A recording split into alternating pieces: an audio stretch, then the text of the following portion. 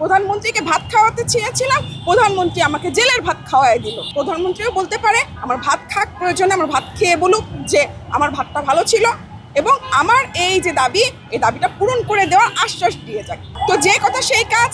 Post দেখে অনেক সাংবাদিক ভাইরাও আমাকে নক করেছিল যে আপনি কি সত্যিই করবেন এরকম একটা কাজ, নাকি আপনি মশকরা করছেন। তা আমি তাদেরও বলেছি আমি সত্যিই করবো, আমি মশকরা করছি না। গতকালকে 5 জুলাই না, বিষয়টা হচ্ছে 4 জুলাই। 4 জুলাই আমি একটা পোস্ট দেখেছিলাম যে আমাদের ঢাকার মেট্রো স্টেশনগুলো হচ্ছে আপনার ব্লক হয়ে গেছে। তার ঠিক একদিন আগে আমি একটা মেট্রো স্টেশন ভিজিট করেছিলাম, সেখানে দেখলাম বালিশ আর তুলা বিক্রি হচ্ছে একদম স্টেশনের আপনার লিফটের কাছাকাছি। তো এটা দেখার পর আমার মেজাজটা একটু খারাপ ছিল। যখন আমি দেখলাম যে সচিবালয়ের নিচের মেট্রো স্টেশনটারও সেম রকমের খারাপ অবস্থা পত্রিকা এসেছে, তখন ওটা অ্যাকচুয়ালি আমার অনেক বেশি খারাপ লেগেছে।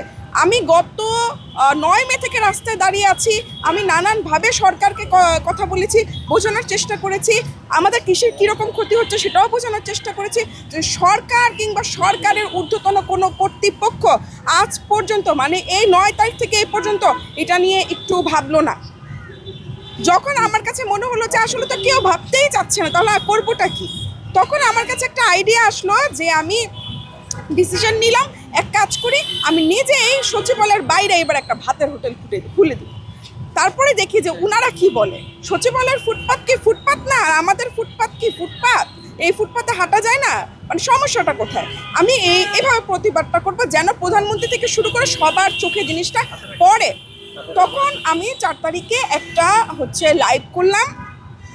লাইভে আমি বলেছিলাম যে আমি আগামীকালকে এরকম ডাল ভাত আলু ভর্তা ইত্যাদি ইত্যাদি নিয়ে আমি সচিবালয়ের দরজায় গিয়ে দাঁড়াবো, ভাত বিক্রি করব। তো 10 টাকা প্লেট থাকবে আমার সে ভাতের। তো সারা দিনের মধ্যে আমার এই ভিডিওটা অনেক রিচ পায়, অনেক শেয়ার পায়, কারণ দেখলাম যে মানুষ আমার এই প্রতিবাদকে উৎসাহ দিচ্ছে। এবং এর মধ্যে আমি ডিসিশন নিলাম যে কিভাবে কি করব, করে আমি সব কিছু একদম রেডি করে ফেললাম। আপনারা জানেন যে 3 তারিখে আমি একটা সংগঠন করেছি। 3 তারিখে আমার সংগঠনটির আত্মপ্রকাশ হয়েছে ঢাকা বাঁচাও নামে। তো ঢাকা বাঁচাও টিমকে বললাম, ঢাকা বাঁচাও টিমে আমাদের 3-4 জন ছিল, ওনাদেরকে বলার পরে ভাইয়ারা বললো যাচ্ছে ঠিক আছে, আমরা একসাথে সবাই এই কাজটা করতে পারি। তো যে কথা সেই কাজ। পোস্ট দেখে অনেক সাংবাদিক ভাইরাও আমাকে নক করেছিল যে আপনি কি সত্যিই করবেন এরকম একটা কাজ, নাকি আপনি মশকরা করছেন। তা আমি তাদেরও বলেছি আমি সত্যিই করবো, আমি মশকরা করছি না, আপনারা থাকবেন। কিন্তু মজার বিষয় হচ্ছে ভ্যান গাড়ি নিয়ে ওই এলাকায় ঢুকার আগেই দেখি যে সাংবাদিক ভাইরা সবাই ওখানে অপেক্ষা করছিল এবং সেই ফুটেজটাও নেওয়া হয়েছে। এবং তারপর থেকে কি হয়েছে তা তো আসলে গণমাধ্যমের চোখ দিয়ে পুরো দেশ দেখেছে যে কি হয়েছে। আমি খুব শান্তিপূর্ণভাবে সচিবালয়ের একদম দরজায় নয়, চেকপোস্টের লাস্ট চেকপোস্টের ইমিডিয়েট আগের চেকপোস্টে 1 নম্বর দরজার ওইখানে আমি দাঁড়িয়েছিলাম। সেখানে আমাকে দাঁড়াতে দেওয়া হয় না, আমাকে টেনে হিচড়ে ওখান থেকে নিয়ে যাওয়া হয় এবং আমার সাথে যারা ছিল তাদের গায়েও হাত তোলা হয়েছে। তো টেনে হিচড়ে নিয়ে প্রথমে সচিবালয়ের দরজায় নিয়ে যাওয়া হয়, তারপর সেখান থেকে টেনে রাস্তার ওই পাশে নেওয়ার চেষ্টা করলে আমি রাস্তায় পড়ে যাই এবং আমি সেখানেই বসে পড়ি এবং বলে যে আমি সচিবালয়ের মুখের মধ্যে বসে থাকবো।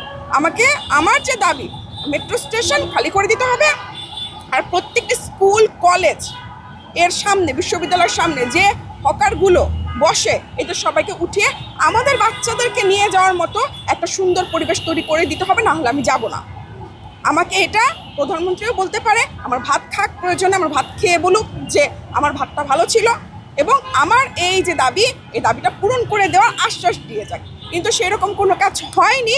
প্রধানমন্ত্রীকে ভাত খাওয়াতে চেয়েছিলাম, প্রধানমন্ত্রী আমাকে জেলের ভাত খাওয়াই দিল। এই আর কি অবস্থা।